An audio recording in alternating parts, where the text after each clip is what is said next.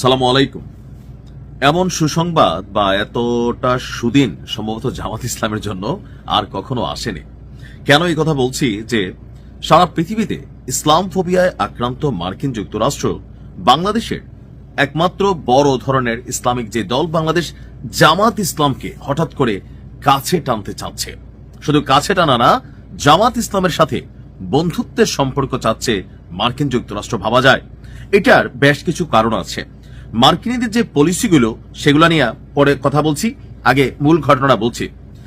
দেশটির আমেরিকান একজন কূটনীতিক কয়েকজন নারী সাংবাদিকের সাথে আলাপকালে এই কথা জানিয়েছেন, এমনকি তাদের এই কথোপকথনের একটি অডিও পেয়েছে মার্কিন গণমাধ্যম ওয়াশিংটন পোস্ট।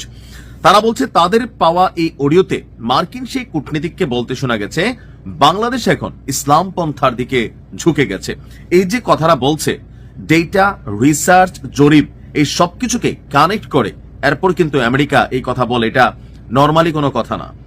বলা গেছে যে বলা হচ্ছে বাংলাদেশ এখন ইসলাম পন্থার দিকে ঝুঁকে গেছে। এছাড়া আগামী জাতীয় নির্বাচনে জামাত তাদের ইতিহাসের সর্বোচ্চ আসন পাবে। তাহলে পরিসংখ্যানগুলো কি বলছে? যে ক্ষমতায় কি জামাত চলে যাবে?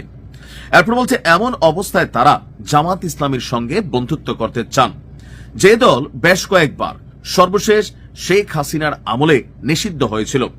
ঢাকা ভিত্তিক ওই কূটনীতিক নারী সাংবাদিকদেরকে বলছেন, আমরা চাই জামাত আমাদের বন্ধু হোক। এছাড়া ছাত্র শিবিরের নেতাদের টিভি অনুষ্ঠানে আনবেন কিনা এমন প্রশ্নও করেন মার্কিন কূটনীতিক। সঙ্গে তিনি জিজ্ঞেস করেন শিবির নেতারা তাদের অনুষ্ঠানে আসবে কিনা। এছাড়া জামাত নির্বাচিত হতে পারলে বাংলাদেশে শরিয়া আইন চালু করবে না, যে মন্তব্যটা করছে, যেটা নিয়ে চরমোনাই তাদের থেকে আলাদা হয়ে গেছে, এটাকে সাধুবাদ জানিয়েছে মার্কিনীরা। কূটনীতিক বলছে জামাত শরিয়া আইন চালু করলে এর পরের দিনই বাংলাদেশের পোশাক শিল্পে 100% শুল্ক আরোপ করবে যুক্তরাষ্ট্র। অর্থাৎ আমেরিকা বাংলাদেশের শরিয়া আইন চায় না। যদি বাংলাদেশের শরিয়া আইন চালু হয় তাহলে বাংলাদেশের উপর ট্যাক্স বসা দিবে কত? 100%। তারা শুধু জামাত নয়, হেফাজতে ইসলাম, ইসলামী আন্দোলন বাংলাদেশের সাথেও হয়তো যোগাযোগ করবেন। আমরা চাই তারা আমাদের বন্ধু হোক, কারণ আমরা চাই আমাদের কাছে এমন সুযোগ থাকবে আমরা ফোন দিয়ে বলবো আমরা কিন্তু যা বলেছি সেভাবে ব্যবস্থা নিব। তিনি মূলত শরিয়া আইন নিয়ে সাংবাদিকদের এই উদ্বেগ জানান। বাংলাদেশে যুক্তরাষ্ট্র শরিয়া আইন কার্যকর হতে দেবে না জানিয়ে কূটনীতিক বলছেন যে বাংলাদেশের পুরো অর্থনীতি যুক্তরাষ্ট্রে 20% রপ্তানি নির্ভর করে পোশাক শিল্পের উপর। যদি বাংলাদেশে নারীদের বলে 5 ঘন্টার বেশি কাজ করতে পারবেন না, তাদের বের করে দেয় এবং শরিয়া আইন চালু করে, তাহলে যুক্তরাষ্ট্র বাংলাদেশ থেকে আর কোনো পোশাকের অর্ডার নিবে না। আর অর্ডার না থাকার মানে হলো বাংলাদেশের অর্থনীতিও থাকবে না। কিন্তু জামায়াত শরীয়ত আইন চালু করবেন না জানিয়ে তিনি বলছেন জামায়াত এটি করবে না, কারণ দেশটিতে বিশ্ববিদ্যালয় পড়ুয়া, উচ্চশিক্ষিত অনেক লোক রয়েছে। তো তার মানে আমার কাছে মনে হচ্ছে যে হঠাৎ করে জামাত এই যে শরিয়া আইন চালু করবে না, এটা সার্বিক চিন্তা ভাবনা থেকে ওয়াইডলি একটা থট, অথবা মার্কিন যুক্তরাষ্ট্রের একটা চাপ ছিল যে আপনারা যদি ক্ষমতায় যান শরিয়া আইন চালু করবেন কিনা। এরপরে বাংলাদেশে যা হবে, জামাত সরকার 1 সপ্তাহ টিকতে পারবে না, দেশের মানুষ তাদেরকে ক্ষমতা থেকে নামাই ফেলবে। আর এটা নিয়ে বিপরীত দলগুলা বা বিরোধী দলগুলা হিউজ পরিমাণ আন্দোলনের সুযোগ পাবে।